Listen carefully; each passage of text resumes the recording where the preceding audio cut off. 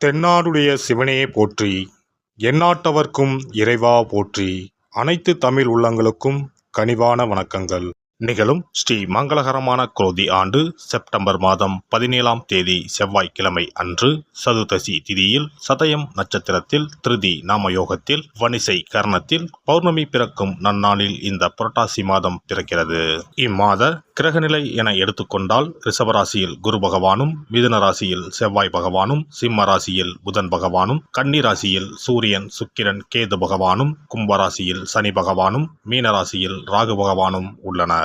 இம்மாத கிரகப்பெயர்ச்சி என எடுத்துக்கொண்டால் புரட்டாசி மாதம் 3ஆம் தேதி புதன் பகவான் கன்னி ராசியில் உச்சம் பெறுகிறார். புரட்டாசி மாதம் 3ஆம் தேதி சுக்கிர பகவான் துலாம் ராசிக்கு இடப்பெயர்ச்சியாகிறார். புரட்டாசி மாதம் 20ஆம் தேதி புதன் பகவான் துலாம் ராசிக்கு பயிற்சியாகிறார். புரட்டாசி மாதம் 28ஆம் தேதி சுக்கிர பகவான் துலாம் ராசியில் இருந்து விருச்சிக ராசிக்கு பயிற்சியாகிறார். புரட்டாசி மாதம் 29ஆம் தேதி குரு பகவான் ரிஷப ராசியில் வக்ரமடைகிறார். இந்த கிரக அமைப்பு மற்றும் பெயர்ச்சியால் உங்கள் வாழ்வில் உண்டாகும் சுபம் மற்றும் அசுப பலன்கள் என்ன என்பதனை இப்பதிவில் விரிவாக காண்போம்.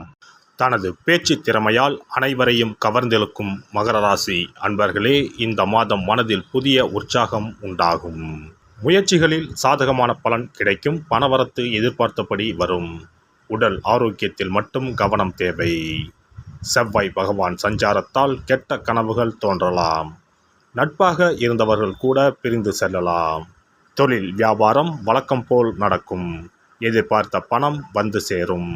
கடன் பிரச்சனைகள் கட்டுக்குள் இருக்கும். உத்தியோகத்தில் இருப்பவர்கள் வீண் அலைச்சலை சந்திக்க வேண்டி இருக்கும். மேல் அதிகாரிகளை அனுசரித்து செல்வது நல்லது.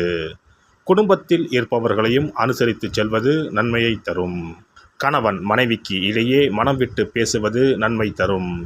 பிள்ளைகளுக்காக சில பணிகளை கவனிக்க வேண்டியிருக்கும். அவர்களை அன்புடன் நடத்துவது நல்லது. பெண்களை பொறுத்தவரை இந்த மாதம் நீங்கள் எடுக்கும் முயற்சிகளில் சாதகமான பலன் கிடைக்கும். உடல் ஆரோக்கியத்தில் கவனம் தேவை. பணவரத்து திருப்தி தரும். கலைத்துறையினருக்கு புதிய முயற்சிகளை தள்ளி போடுவது நல்லது. வீண் அலைச்சலும் காரிய தாமதமும் ஏற்படலாம். கவனம் தேவை. அரசியல் துறையினர் பல தடைகளை தாண்டி செயல்பட வேண்டியிருக்கும்.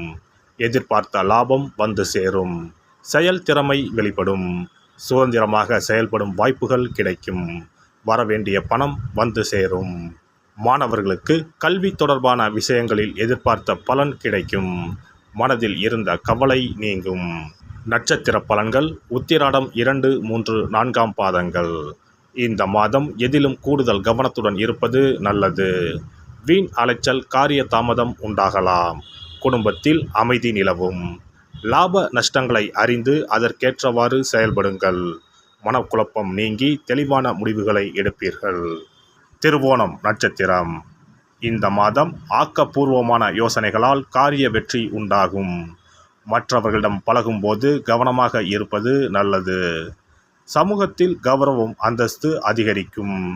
தொழில் வியாபாரம் தொடர்பான பணிகளில் கூடுதல் கவனம் செலுத்தி அவற்றை வெற்றிகரமாக செய்து முடிப்பீர்கள். அவ்விட்டம் 1, 2ஆம் பாதங்கள்.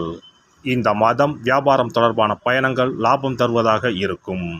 உத்தியோகத்தில் இருப்பவர்கள் மேல் அதிகாரிகள் கொடுத்த வேலைகளை கவனமாக செய்து முடித்து பாராட்டுகளை பெறுவீர்கள். செயல்திறமை அதிகரிக்கும். விநாயகருக்கு அருகம்புல் மாலை போட்டு வணங்க எடுத்த காரியத்தில் வெற்றி உண்டாகும். மனதில் தைரியம் கூடும். சிறப்பு தொகுப்பு. கண் திருஷ்டிகள் அகன்று தடைப்பட்டு கொண்டிருக்கும் காரியங்கள் நிறைவேற செய்ய வேண்டிய பரிகாரம் என்ன என்பதனை பற்றி காண்போம். வாழ்க்கையில் நல்ல நிலையில் இருந்தவர்கள் கூட திடீரென்று பொருளாதாரம் இழந்து மன கஷ்டங்களுடன் வாழும் நிலை ஏற்படும். இந்த நிலை எதனால் ஏற்பட்டது என்று ஆராய்ந்து பார்த்தால் பெரும்பாலும் அவர்களின் மீதான கண் திருஷ்டிதான் காரணமாக இருக்கும். கல்லடி பட்டாலும் கண்ணடி படக்கூடாது என்று சொல்வார்கள் அல்லவா, அது உண்மைதான். இது போன்ற பிறரின் பொறாமை கொண்ட கண் திருஷ்டியினால் பலரின் வாழ்க்கை சிரமத்திற்கு ஆளாக நேரிடும். இது போன்ற கண் திருஷ்டிகளிலிருந்து எப்படி தப்பிப்பது? இருக்கவே இருக்கிறது எளிதாக கிடைக்கும் ஊமத்தஞ்செடி. தெய்வ சக்தி நிறைந்த செடியாக கருதப்படும் ஊமத்தஞ்செடியின் காய், பூ, இலைகள் என அனைத்தும் தீய சக்திகள் விரட்ட பரிகாரத்துக்கு பயன்படுகிறது. பொதுவாக ஊமத்தம் காய்க்கு கெடுதலை அகற்றக்கூடிய சக்தி உண்டு. நம் வீட்டில் உள்ள எதிர்மறை சக்தியை அகற்றுவதற்கு ஊமத்தங்காய் தீபம் சிறந்த பரிகாரமாகிறது. தெய்வீக மகத்துவம் நிறைந்த ஊமத்தங்காய் மற்றும் பூவையும் எடுத்துக்கொள்ளுங்கள். வீட்டுக்கு அருகில் இல்லை என்றால் நாட்டு மருந்து கடைகளில் கிடைக்கும். இந்த 2 பொருட்களையும் மஞ்சள் தண்ணீரை கொண்டு நன்றாக கழுவி விடுங்கள். சிறிது நேரம் அவற்றிலுள்ள ஈரம் போக ஆறவிட்டு பிறகு அவற்றை ஒரு மஞ்சள் துணியில் குலதெய்வத்தை வேண்டி ₹1 நாணயத்தோடு சேர்த்து முடிந்து வீட்டின் நிலைப்படியில் கட்டி தொங்கவிடுங்கள். இந்த முடிச்சை வெள்ளிக்கிழமை அல்லது ஞாயிற்றுக்கிழமைகளில் தயார் செய்து வாசல் படியில் கட்டுவது சிறப்பு. தினமும் வீட்டில் தீபம் ஏற்றி காண்பிக்கும் போது இந்த முடிச்சுக்கும் காண்பிக்கவும். இதேபோல் ஊமத்தம் இலைகள் கிடைத்தால் அந்த இலைகளை சுத்தமான மஞ்சள் தண்ணீரில் கழுவிவிட்டு அவற்றை கொண்டு வீட்டில் இருக்கும் விநாயகருக்கு திங்கள் கிழமைகளில் தொடர்ந்து அர்ச்சனை செய்து வர வேண்டும். ஊமத்தம் பூவையும் விநாயகருக்கு சூட்டலாம். 3 வாரங்கள் தொடர்ந்து திங்கள் கிழமைகளில் விநாயகருக்கு ஊமத்தை இலையால் அர்ச்சனை செய்து ஊமத்தம் பூவை சூட்டி வழிபட்டால் வீட்டில் உள்ள கெட்ட சக்தி நடமாட்டம் மற்றும் கண் திருஷ்டிகள் தீரும். ஊமத்தம் செடியும் சிவபெருமானுக்கு உகந்த இலை ஆகும். இந்த ஊமத்தங்காய் வைத்து சிவபெருமானுக்கு தீபம் ஏற்றி வழிபடுவதன் மூலம் நமது பிரச்சனைகளில் இருந்து எளிதாக விடுபட முடியும். முதலில் 2 ஊமத்தங்காய்களை எடுத்துக்கொள்ள வேண்டும். அவற்றின் மீது முட்கள் இருப்பதால் மிகவும் கவனமாக கையாள வேண்டும். ஊமத்தங்காயின் காம்பு பகுதிகளை வெட்டி கொண்டு கத்தியை பயன்படுத்தி ஊமத்தங்காயின் உள்ளே இருக்கும் விதை பகுதியை முழுவதுமாக நீக்கிவிட வேண்டும். பின்னர் 2 அகல் விளக்குகள் மற்றும் விளக்கு வைப்பதற்கான 2 தட்டுகளை எடுத்து சுத்தம் செய்து அவற்றிற்கு மஞ்சள் குங்குமம் போட்டு வைத்துக் கொள்ள வேண்டும். பின்னர் 2 தட்டின் மீதும் ஒவ்வொரு அகல் விளக்கை வைத்துக் கொள்ள வேண்டும். அதன் பிறகு எப்போதும் பூஜை செய்வதற்கு வைப்பது போன்ற வெத்தலைப்பாக்கு, பழம் போன்றவற்றை வைத்துவிட்டு 2 விளக்குகளையும் ஏற்றி சிவபெருமானை மனதார வேண்டிக் கொள்ள வேண்டும். எனக்கு இருக்கும் பிரச்சனைகள் அனைத்தும் தீர்ந்து இன்பமான வாழ்க்கை கிடைக்க வேண்டும் என வேண்டிக் கொள்ள வேண்டும். இந்த பூஜையை வெள்ளிக்கிழமை அன்று தொடங்கினால் தொடர்ந்து 9 வெள்ளிக்கிழமைகள் செய்ய வேண்டும். ஊமத்தங்காயின் மீது எவ்வாறு முட்கள் இருக்கிறதோ அதுபோல நமது வாழ்க்கையில் இருக்கும் முட்கள் போன்ற பிரச்சனைகளை அவை தீர்த்து வைக்கின்றன.